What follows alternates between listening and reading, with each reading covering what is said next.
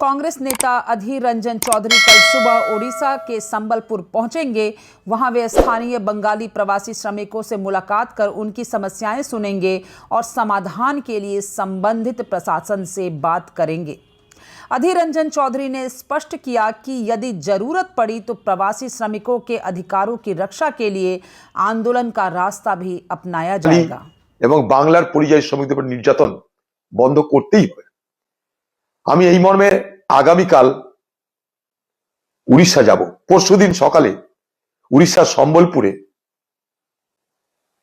সেখানকার পরিযায়ী শ্রমিক যারা মুর্শিদাবাদের এবং যারা বাংলার আছে তাদের সঙ্গে দেখা করব এবং তাদের বিষয়গুলোকে নিয়ে দরকার হলে উড়িষ্যাতে আন্দোলন করব।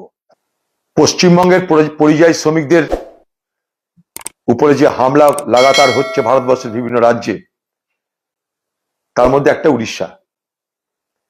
সেখানটায় আমার জেলার জুয়েল বলে একটা যুবক, জুয়েল রানা, তাকে কদিন আগে পিটিয়ে মেরে দেওয়া হলো।